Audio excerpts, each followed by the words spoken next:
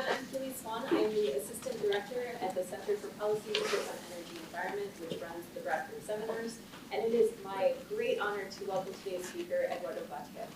Professor Bhatia is currently a John L. Weinberg Goldman Sachs Co. visiting professor and visiting lecturer in Public and International Affairs at Princeton University. He's also a board member of the Natural Resources Defense Council Action Fund. From 2013 to 2017, Mr. Bhatia served as president of the Senate of Puerto Rico, where he played a key role in reforming and securing an open market for the island's energy sector to end the fully oil-dependent, inefficient state-owned monopoly of the Puerto Rico Electric Power Authority. He co-authored sweeping bipartisan mandating an orderly transition to 100% renewable energy by 2050. And last semester, he led a group of our graduate students in workshop exploring Puerto Rico's renewable energy mandates.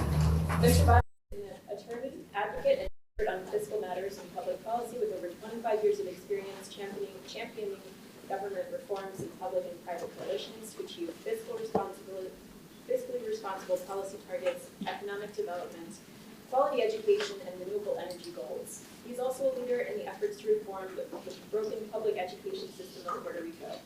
Previously, as Director of Puerto Rico Federal Affairs Administration, he was primarily responsible for articulating the local government's policy positions to the U.S. Congress, the White House, federal agencies, state offices, and national organizations. Mr. Bhatia holds a BA in Public and International Affairs from Princeton University, served on the Woodrow Wilson School Advisory Council, and became Princeton University's 2018 commencement keynote speaker. He holds a JD from Stanford Law School, where he co-founded the Stanford Law and Policy Review. Mr. Bhatia has previously held numerous other positions and honors, including as president of the National Hispanic Caucus of State Legislators, president of the Council of State Governments, a member of the United States Senate President's Forum, and president of the Parliamentary Confederation of the Americas. We are so thrilled to have him for our Bradford seminar today. Please join me in welcoming Eduardo Bhatia. Here, if anyone wants to grab a chair up here.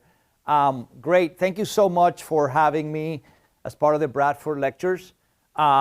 Really honored. And some of my MPA students are here from who went to Puerto Rico and dealt with the subject.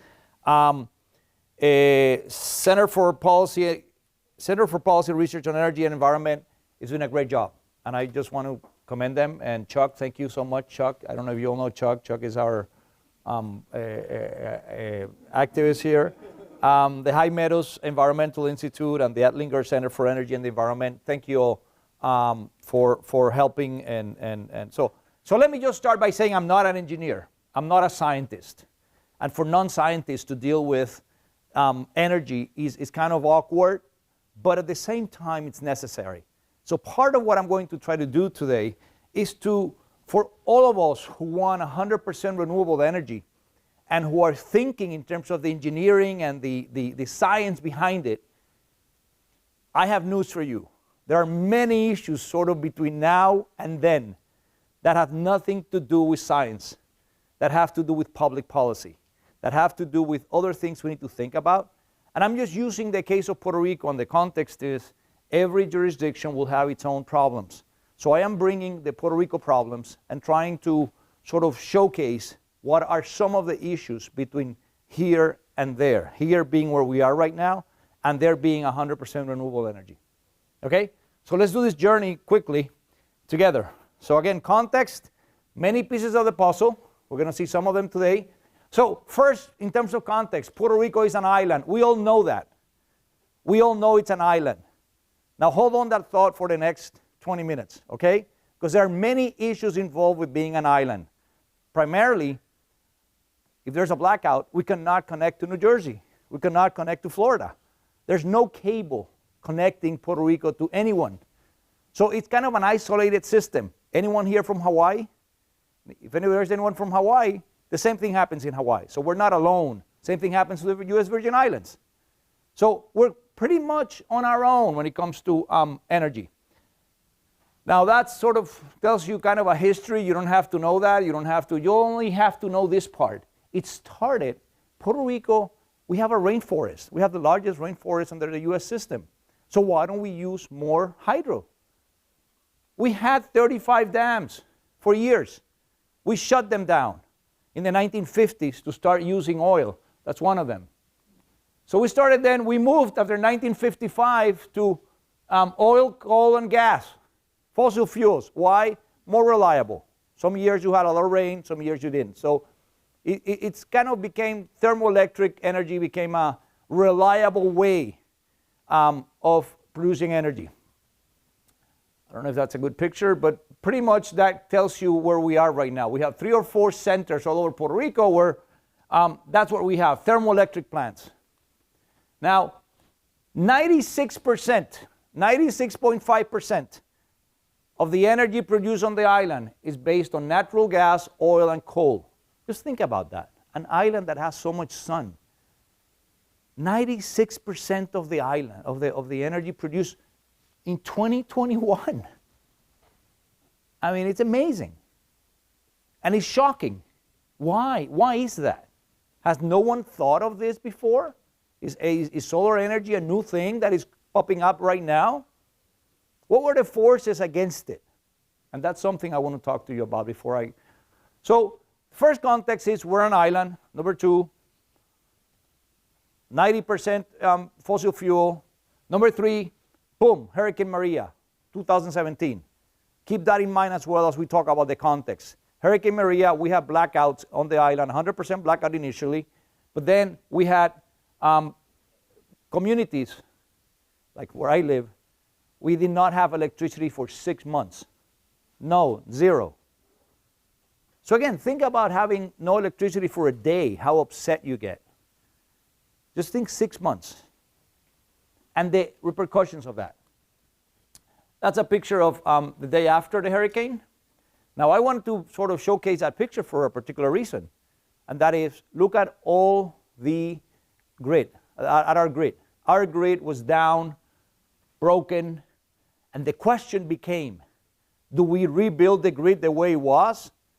Or is it an opportunity to rebuild the grid using 2021, 2020, 2018 technology, sort of to go together with what we want to do with energy, with renewable energy?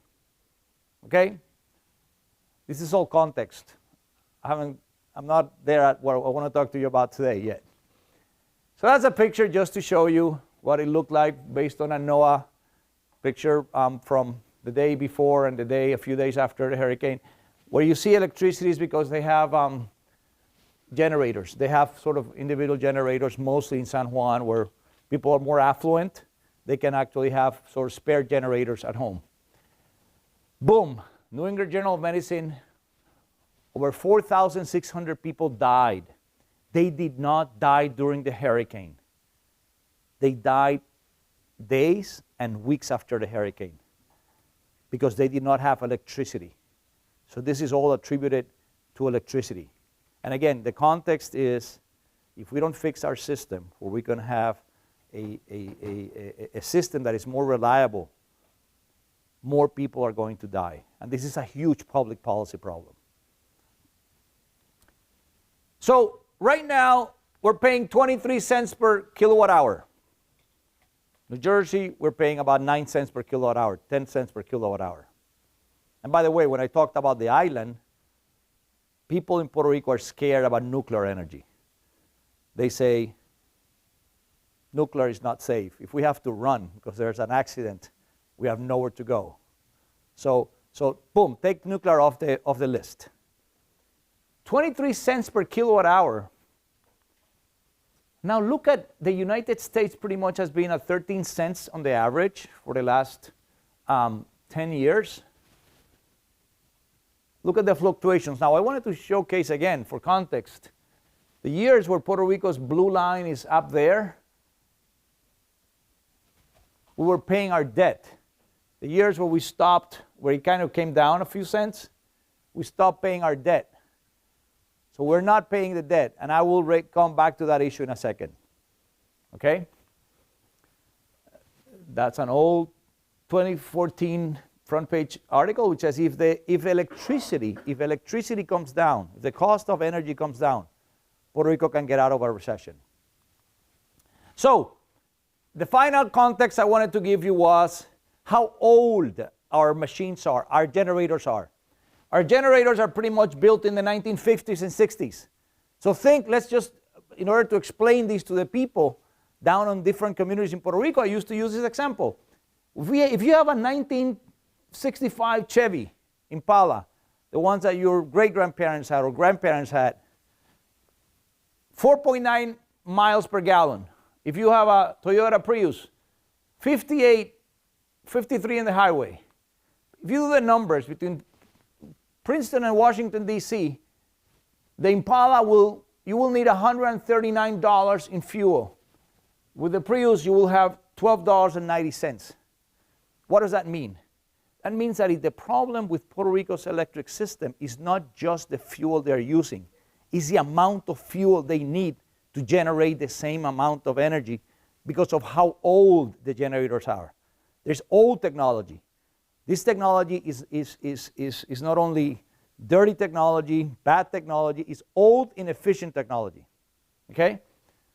So, we have expensive fuel, we have pollution, we have giant centralized inefficient generators, we have no utility regulator to regulate the price. There was no utility regulator in Puerto Rico. It's a state-owned monopoly. It's bankrupt. Boom. What do we do with that? We move somewhere else. That was the question, the public policy question. So first thing we did was we created a regulator. Without an energy regulator, it's impossible, absolutely impossible, to move into renewable energy. So for those of you who are scientists or even non-scientists, the idea of being a regulator, it's important. Regulators matter in every state. Number two, we started looking at this chart. This was a chart that was created a number of years ago. This was the forecast of how solar energy would come down.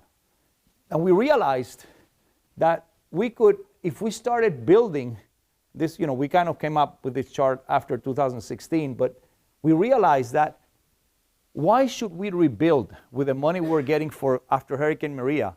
Why should we rebuild thermoelectric plants when we can actually use the money for rooftop solar and other projects that we could use? So we said, boom, that gives us an idea that actually we can have cheaper energy on the island. So this is where we were, or where we are, and this is where we want to be, pretty much. That gives you an idea of what the goals are. So again, the question is, how do we go from where we are right now to where we want to be? First, we created the Energy Bureau, the regulator, but then we created a mandate on renewable energy. So the island already has, I don't know if you have heard from the AOC, Green Energy, what is it called? The Green Energy, Green New Deal. There you go. So we approved the Green New Deal. We actually approved a mandate of 40% renewable energy by 2025, 60% by 2040, and 100% by 2050. So the law is in place. There's a mandate. Anyone who wants to actually go and try to enforce, there's no need to create a law. There's one already. And that's huge for what we want to accomplish, which is 100% renewable energy. We also have an efficiency of 30%. How do you measure efficiency? Well, that's something we have commissioned to a few people. We said we have to be 30% more efficient between now and 2040. And folks came back and said, how do you measure that? And we said, we have no idea, but we're going to commission that to someone. And then they said, how do you come up with 30%?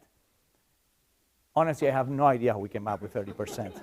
So I keep this one just, basically everything that we do has to be 30% more efficient when it comes to energy.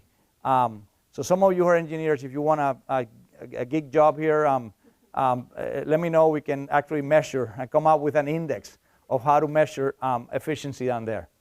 So let me now go into what I really wanted to talk to you about, which is what are the problems with getting to 100% renewable energy? First problem, farming lands, very small island. farmers are saying, no way, Jose, you're not using my lands for utility scale solar farms. Actually, some farmers are making more money if we put the solar panels on their land and they make money out of farming.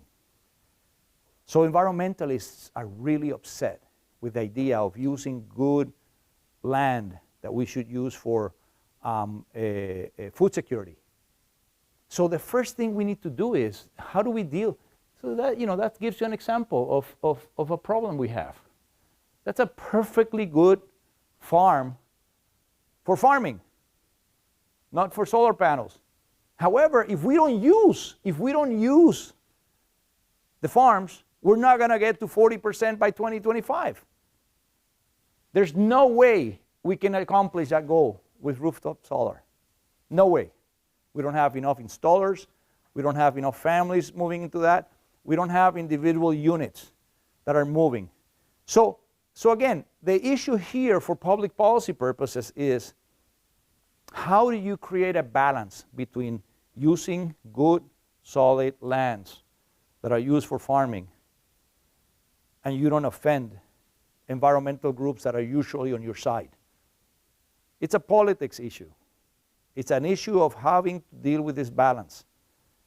And there's no right answer, by the way. So those lands that have been, this is the island.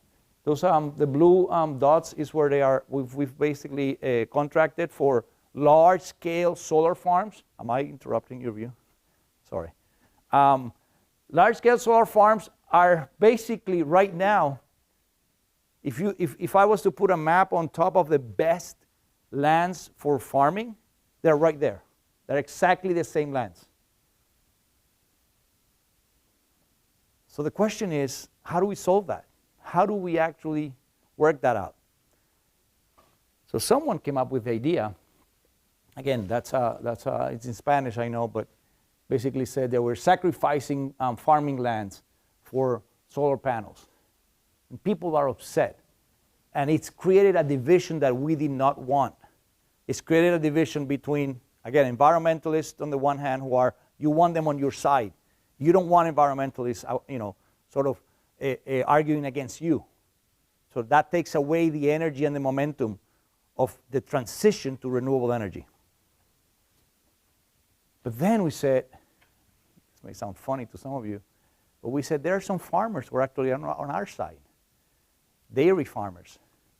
Dairy farmers are actually saying, if you put solar panels, their cows are happier. I am not kidding you. So the question is, are there enough dairy farms that we don't need to use the other farms? Can we actually do, so again, number one, hurdle, which lands are we going to use? So we had to hire contractors, we have to hire consultants who know about cows, literally, who know about farming.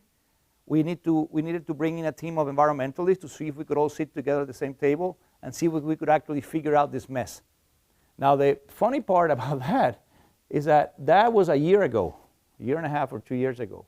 This is still ongoing in terms of that fight. It's still ongoing, okay? Okay, so moving on to the second issue. I mentioned that Puerto Rico's energy company was bankrupt. Anyone here studying finance?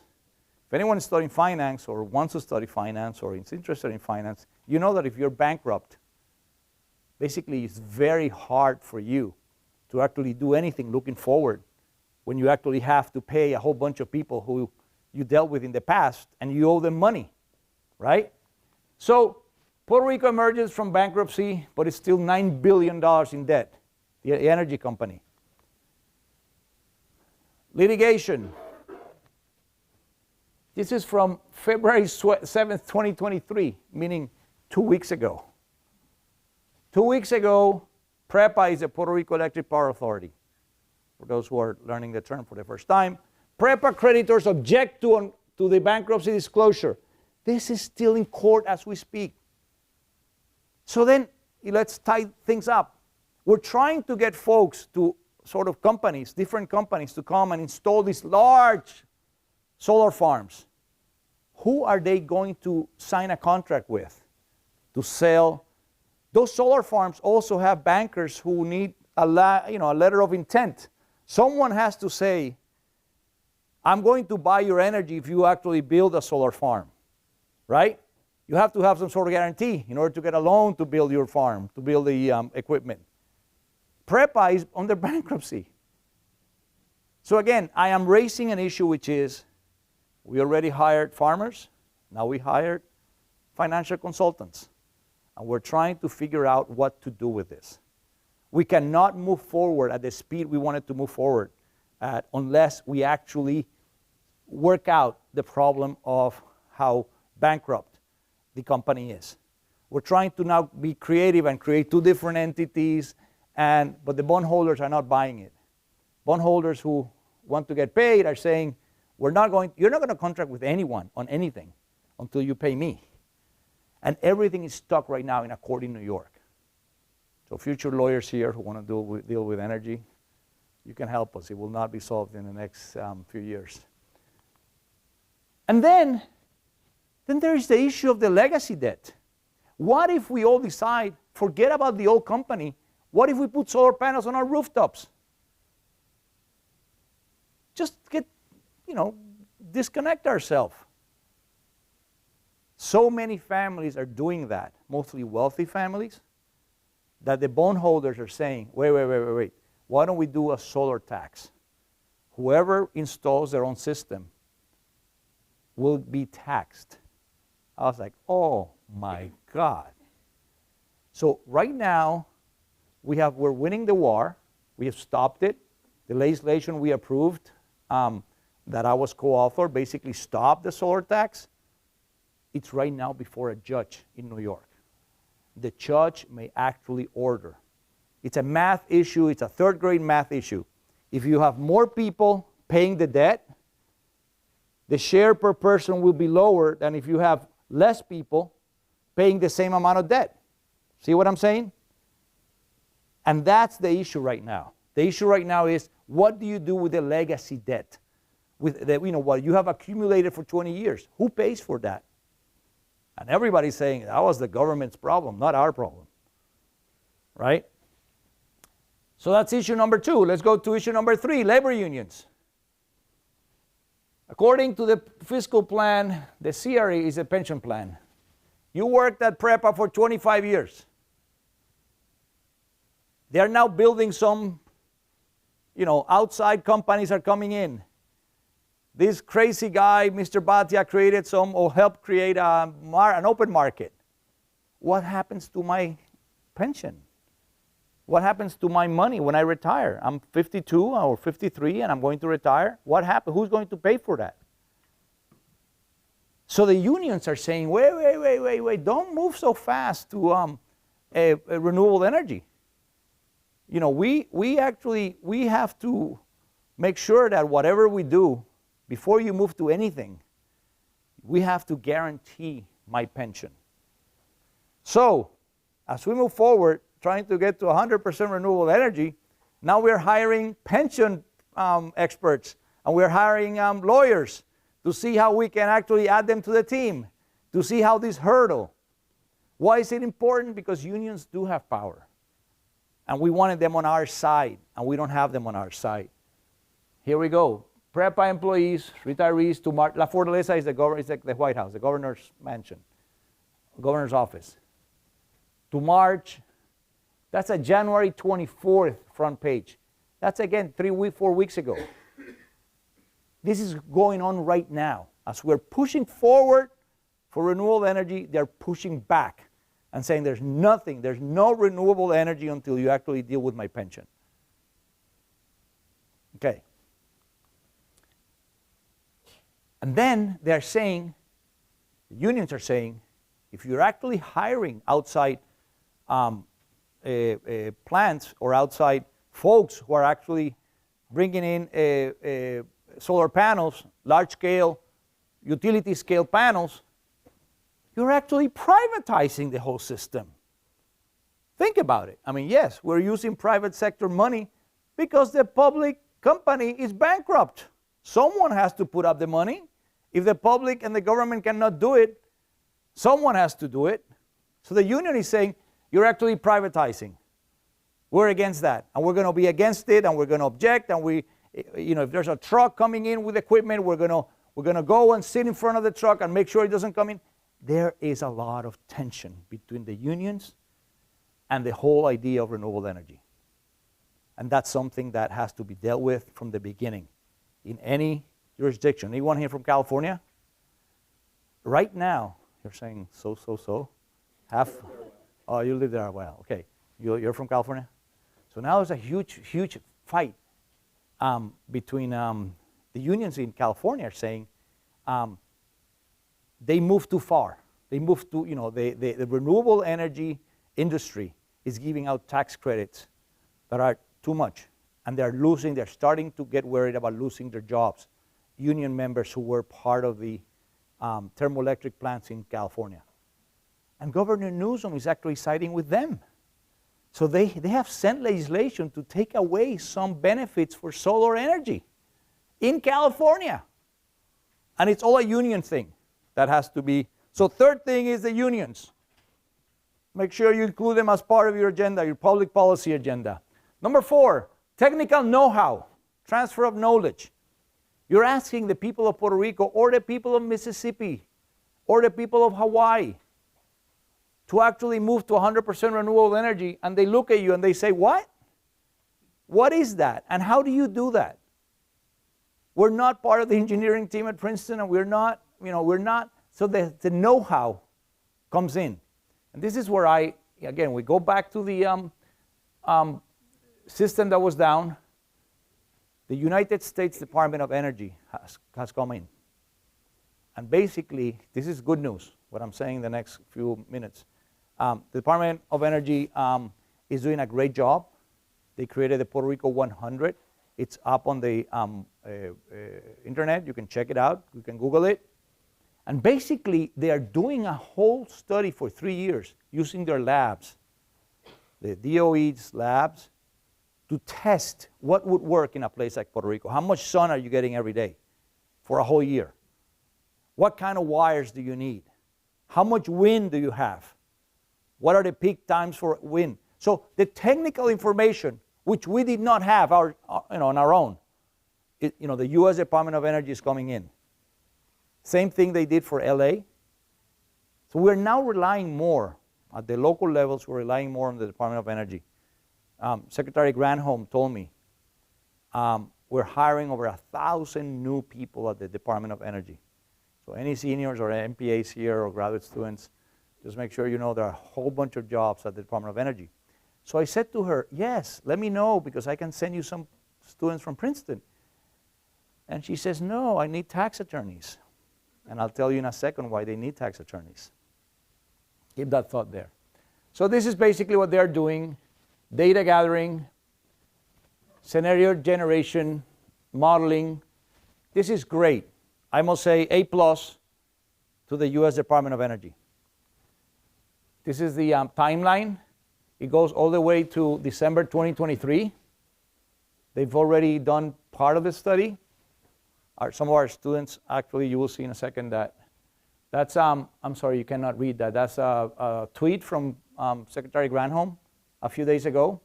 She was in the island of Culebra herself. She is trying to see if we can slowly create 100% solar islands to be used as case studies for bigger projects. And the Culebra is a small island, it's part of Puerto Rico, but it's sort of on the side. So she's saying out there, continuing my community visits throughout Puerto Rico. She's been to Puerto Rico about 4 times in the last 6 months. And apparently she has 5 more visits this year. That's amazing for a secretary at the cabinet level of the president to be so involved in this project. And I think it's a testament of how important it is. It's $12 billion right now that they have, the U.S. Department of Energy has invested. So the hurdle on know-how is being taken care of. Now the question is there being a transfer of knowledge? Is there a local group, local university, local scientists, local folks who are actually learning from this? And that's where I'm not sure. We're a little behind on that. Those are our students. There you are. I think you're up there. Those are our MPA students meeting with the Department of Energy folks down in Puerto Rico, October 2022. Good meeting, I thought. So number 5, let's talk about, I have 2 more to go, and then I'll take you up for questions. Number 5, transition fuel. If we're doing 40% renewable, then 60% is not renewable, right? Now, with the 60% that is not renewable, we still want to lower prices, lower costs. The last thing we want is to buy expensive oil. That's the worst you can do. So what we're saying is, okay, so we have an agenda for, to move forward with renewable energy, but we also have to have an agenda to deal with fossil fuels. Now, this is when some people get really upset. They say, why don't we do 100% renewable by 2025? I wish we could. Tell me how to get there. It's not that easy. By the way, we don't have enough installers of solar panels on rooftop panels for distributed energy. We don't have enough installers for more than 4,000 families per month. And we have 1 million families. So if you do the math, there's no way we can get there. So the transition fuel to LNG, that's a plant that needs LNG. If you retrofit it from oil to LNG, you burn something. Boom! You know what that is? Right? Does anyone not know what that is? It's an LNG boat, right? It's a boat that transports LNG. You liquefy the gas and you transport it in those ships.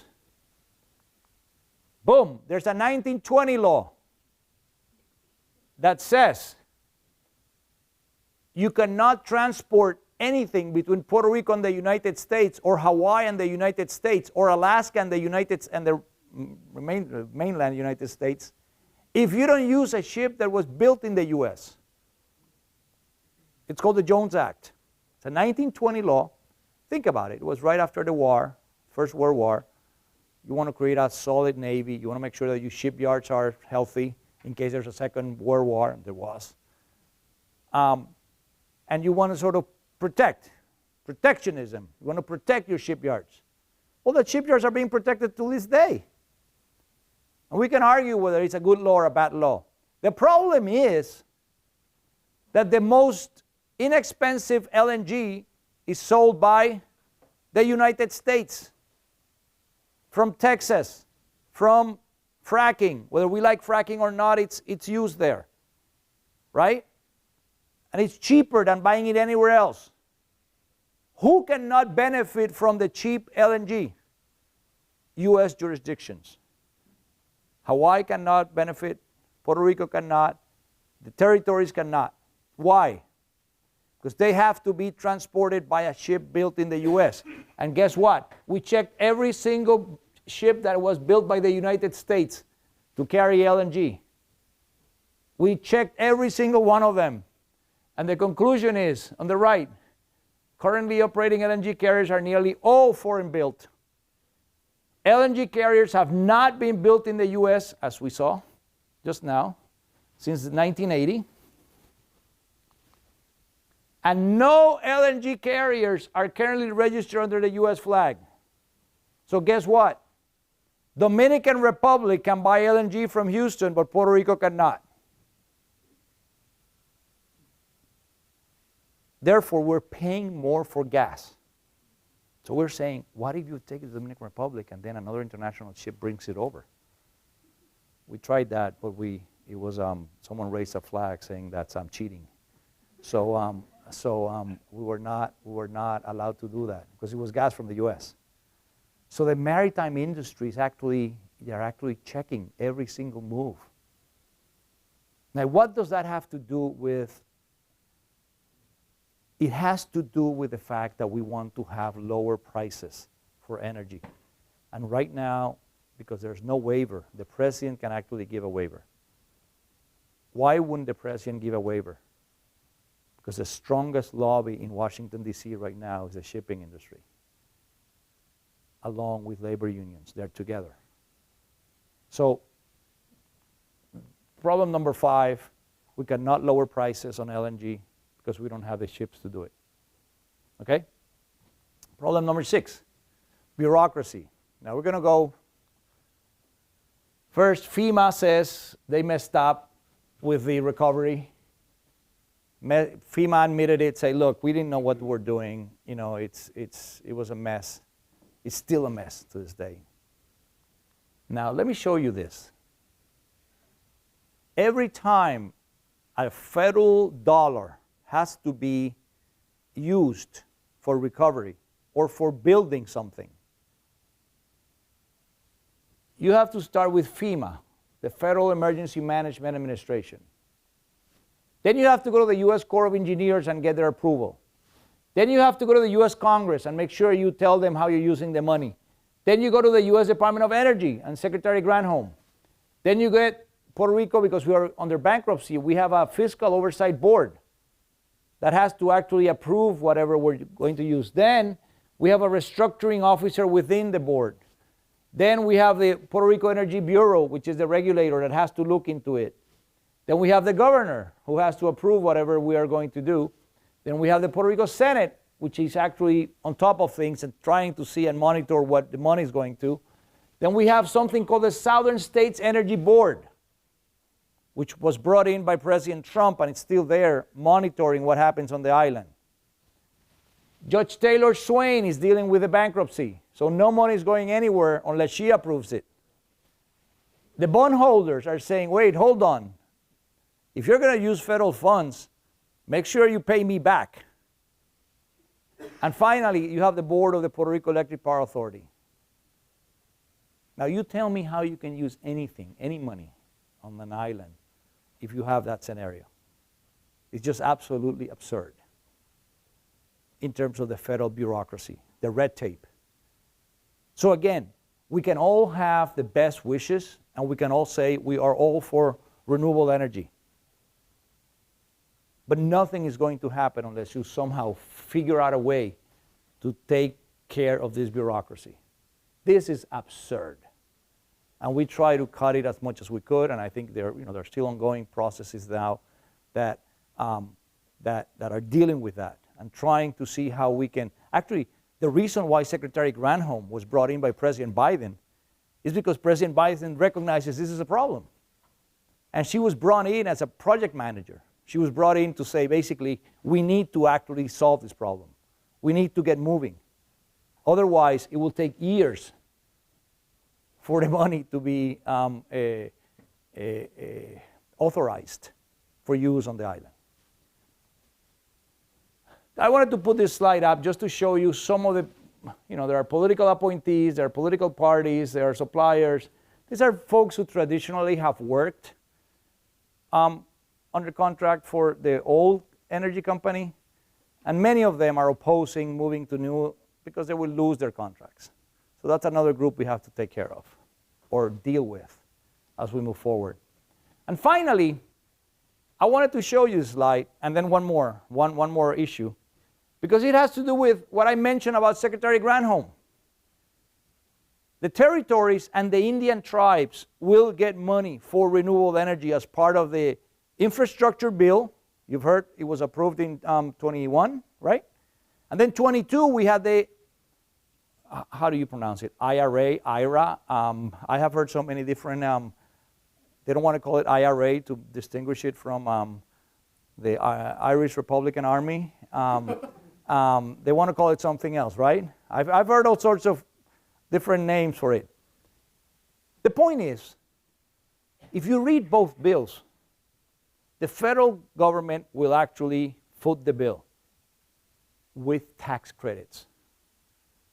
So now I have a question for anyone here who wants to be a tax attorney in the future. What happens if you don't pay taxes? The territories do not pay federal taxes. How can you benefit from a tax credit? I get a credit on my tax form. Guess what? I don't have a tax form. So the poorest jurisdictions in the U.S., Indian tribes and the territories, how can they actually benefit from a law that actually includes them? And the answer is, Secretary Granholm was right, you bring tax attorneys and you start creating. So right now we have a whole bunch of tax attorneys at the US Treasury Department trying to figure out, in lieu of tax credits, what can you actually do with some of these territories? Do you actually write them a check? How do you actually deal with, what's the equivalent? And that's a huge issue. Has nothing to do with energy, has to do with tax law. And it is something that it's really a do or die right now for us, down in the territories, in all of the territories, and the Indian tribes. We're working together, by the way. And it's great. It's a great coalition of people who are working on this and saying, yes, it's a great bill, but we don't know how to apply it or implement it down in our islands and our jurisdictions. Okay? So finally, I will end with this. There's an issue of energy justice. You want to make sure that whatever we do, and I will now do my own editorial, the issue of energy, renewable energy, mandates for energy are still issues at the top level of society. In poor communities in the US, you're not having this discussion. People want jobs. And when we talk about energy, we don't talk about jobs. We have to start talking about jobs. We're not bringing in, a lot of scientists, a lot of environmentalists are discussing this subject, but we're not bringing in community leaders. So our next hurdle, and last hurdle would be, how do we actually engage the communities? Now, when we engage the communities, the problem with engaging the community is that you have local politicians who get scared. You start dealing with some communities down in Puerto Rico. We visited Casa Pueblo, which is a small town up in the mountains that is actually doing a great job installing their own equipment. The mayor is scared to death, and others, because they are actually doing things that are great for the people. So there's a political friction that we need to take care of as we do energy justice. We need to bring communities together. We need actually, so as in before, we needed to get tax attorneys, we need to get community organizers hired as well as part of the team. And these community organizers have to go out there and talk to folks and make sure that for poor people, for low, middle income folks and families, the issue of energy is a real issue. And it's an issue that we can bring them on and where they can actually participate. And finally, do you want to talk about this? We have an issue of green banks. Best green bank I know of, it's in Connecticut. Anyone from Connecticut? Connecticut has a great green bank. Green banks are basically, they're modeled after banks, but basically the idea is you will create a product for financing. There are many ways of doing it and putting them together, but you'll create a model for financing. Many families don't have $25,000 out of their pocket to put solar panels on the rooftop. However, we can have a green bank to finance it. The green bank will actually help you finance it. And perhaps if you become efficient, if as part of the loan you actually change your refrigerator and change your stove and do something else, we may not actually charge you the whole loan. We'll allow you to pay only 50% or 60%. So as part of the IRA, as part of the Inflation Reduction Act, which is really an environmental piece, it's the largest environmental piece of legislation ever in the history of the world, of any country. The Inflation Reduction Act, it is, and it's worth looking into and understanding it. But there's a whole section on energy banks and how the federal government is going to start financing energy banks at the local communities. So we need to have also, as we have our team together, I told you it was all puzzles, pieces of the puzzle, we need to have bankers in here. And we need to have community folks who actually know how to finance at the local level. Okay? Those are our folks. Those were you guys. And they actually visited a community up in the mountains back in October. We had fun. It's a community that wants to organize as a rural co-op. and it's a great opportunity. There are 4 rural co-ops now that have started in the last 2 years on the island, and it's another opportunity. Rural co-ops are great, I think. I like rural co-ops, and I think they are wonderful venues for generating enthusiasm at the local level. And that's it. Thank you very much.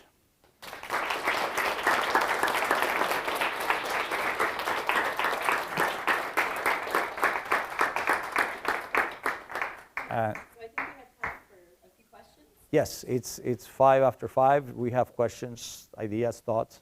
If anyone has class, it's okay. I'm not offended if you have to run out to class. But go ahead. Yes. Yeah, thank you so much. This is a great presentation. I had a question. Did I bore you? I hope I didn't bore you. I didn't bore you. Okay. No. Okay. And by the way, most of my students, some of our MPAs who went to Puerto Rico and dealt with this are here. They may want to have something to say and something to add. So I may put you on the spot. Go ahead. Go ahead. Sorry. Yeah, so I wanted to ask about population in Puerto Rico. My understanding, please correct me if I'm wrong, my understanding is that post-Maria, unfortunately, there's been a dramatic population decline in the island. And so I'm wondering how that affects each of, these issues in the energy sector. And I'm particularly thinking about this labor supply for infrastructure development and maintenance, especially in the face of future hurricanes.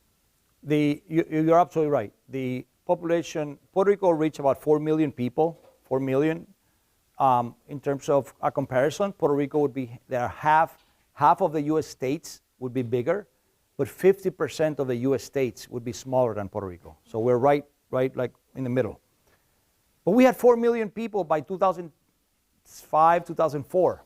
Now we had a recession. We started a recession. Part of the reason why I said what I said in 2014 was that the recession will end if we lower our energy costs.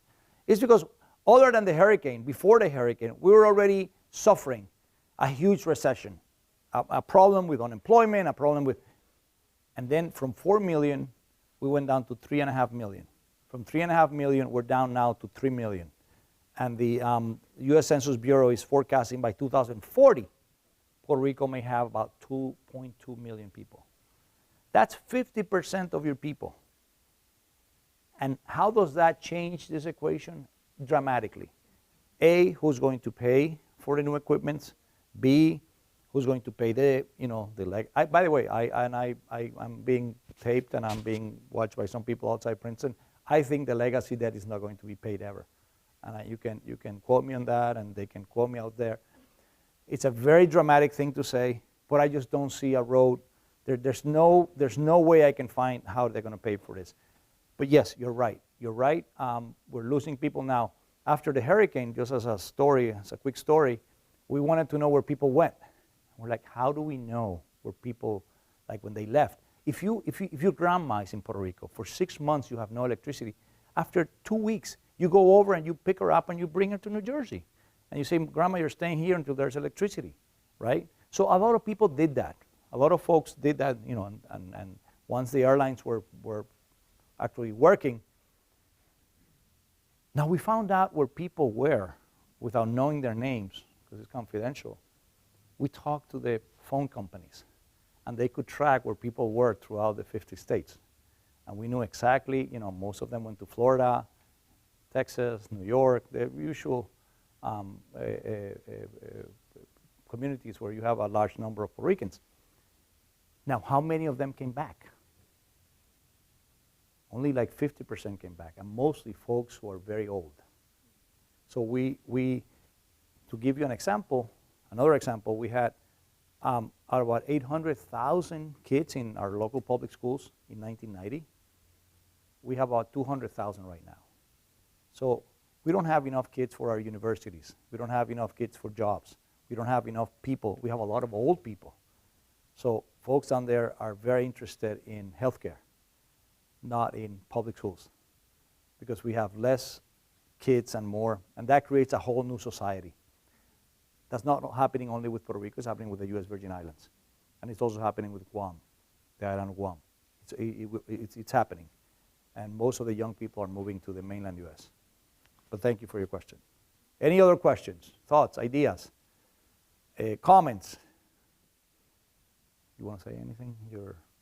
The 3, 4. Want to say anything? No? Okay. Yes, go ahead. I'm curious about how you decide or the target for the frequency.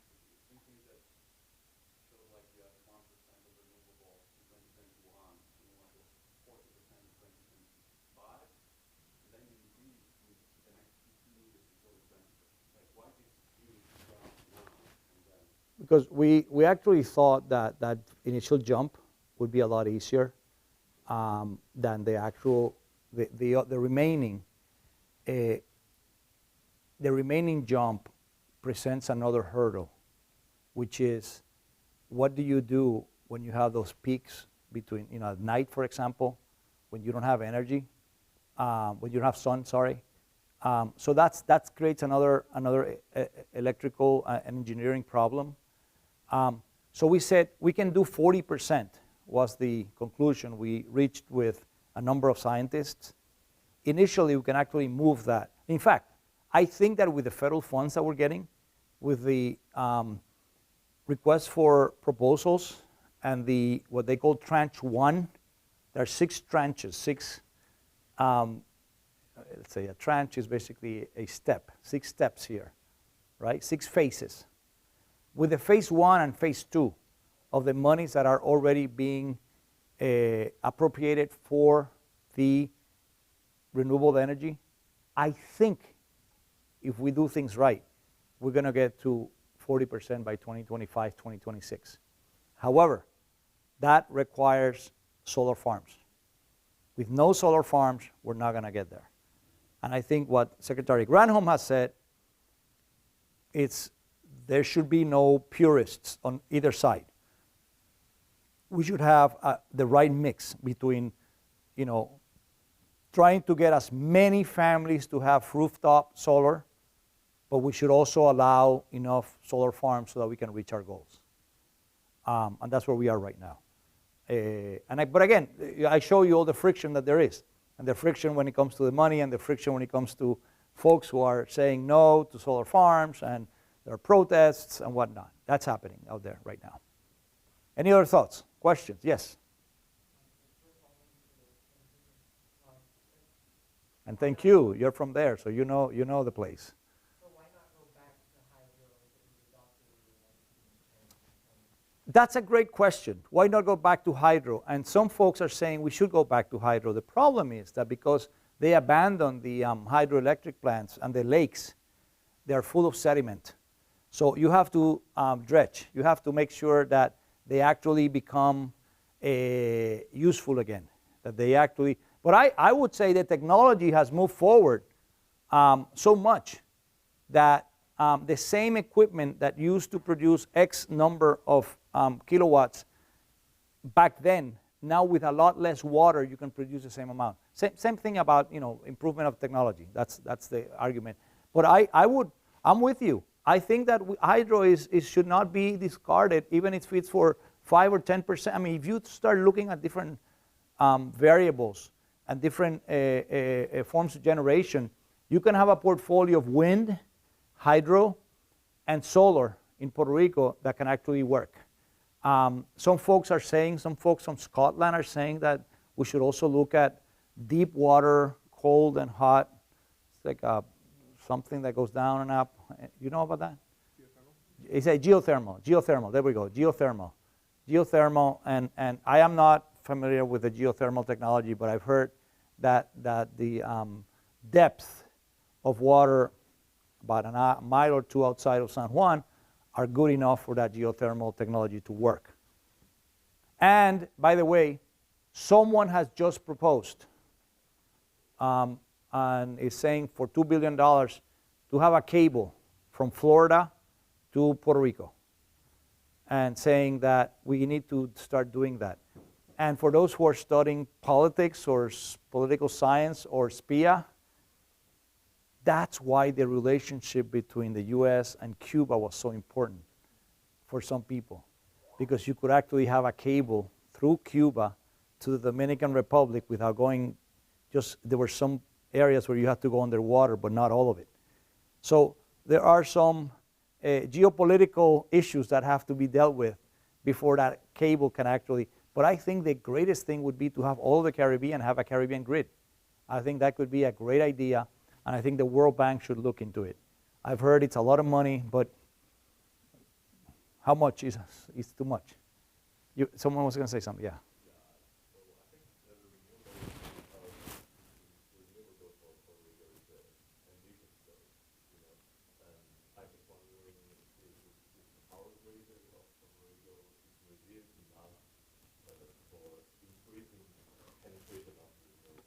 Yeah, that's a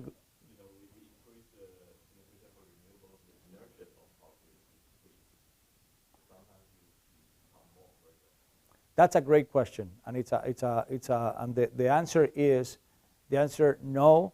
The existing grid, or the grid that lasted or that survived, if any, that survived after Hurricane Maria, is not. It doesn't work. So part of what is happening right now is Congress allocated about $12 billion for a new grid, that is a state-of-the-art grid.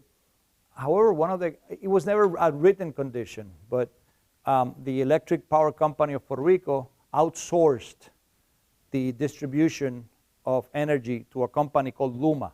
Very controversial. It's a very controversial issue. But Luma's job for the next 15 years is to build a whole new grid and to make a grid that is more resilient, but it's also a grid that can deal with net metering. Are you all familiar with net metering?